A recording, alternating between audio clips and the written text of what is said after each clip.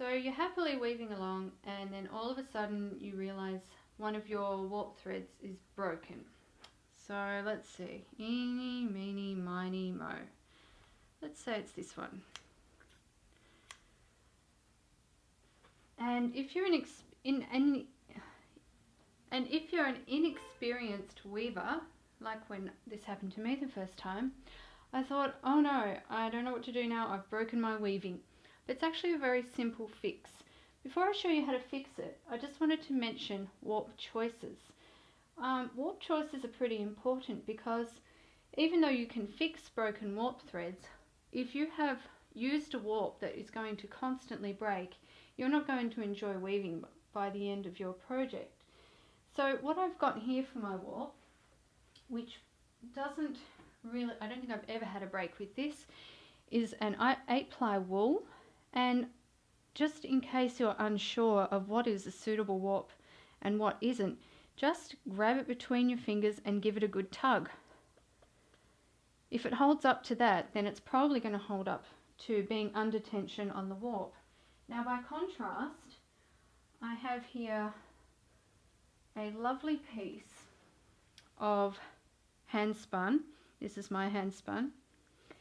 And if I put that up to the same test, oh, it's not going to be any good for warp. I can see that straight away.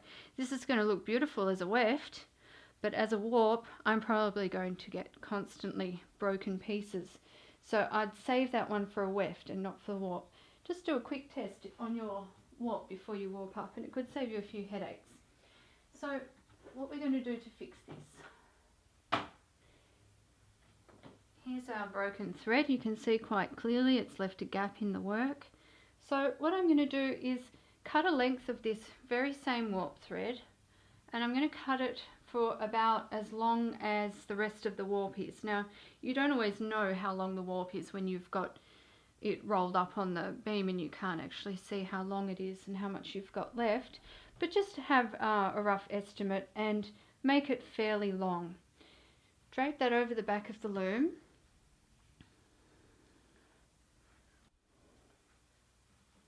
And we're going to come in here with our reed hook and pull this through wherever the broken warp thread was going through. So I can see it was going through here.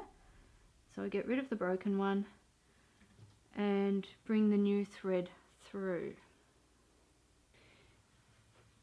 Now the repaired thread, the new thread, we want that to be running down our work where the last thread was. So you can actually have a look. This is the broken thread here.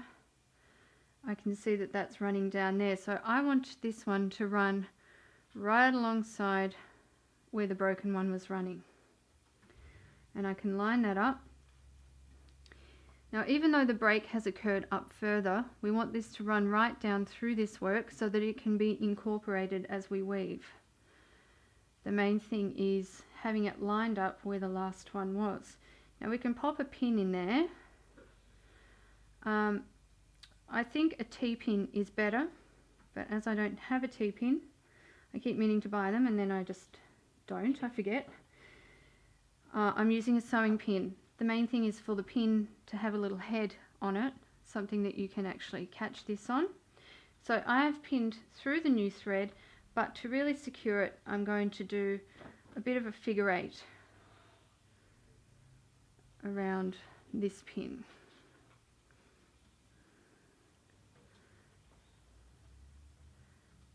Okay, and now that's pretty secure.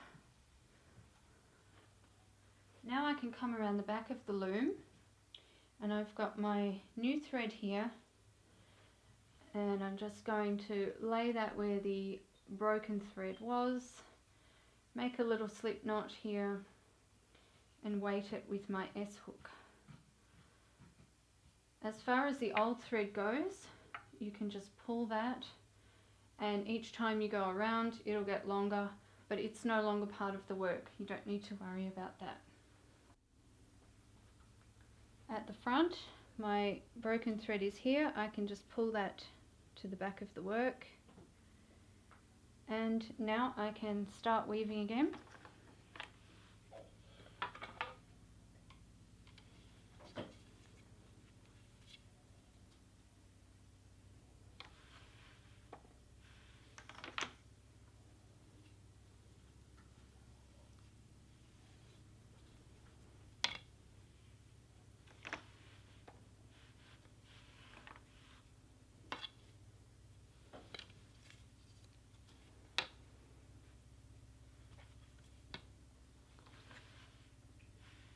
as I weave, you can see the new thread is being incorporated in, and eventually, once I'm finished the work, this join in should be completely invisible.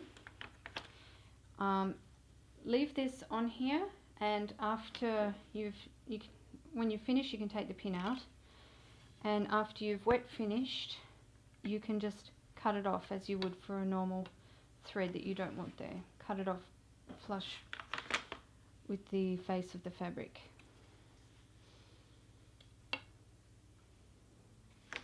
This is just one method of fixing a broken warp thread. There are quite a few methods, and I've found this to be pretty simple and effective for rigid heddle.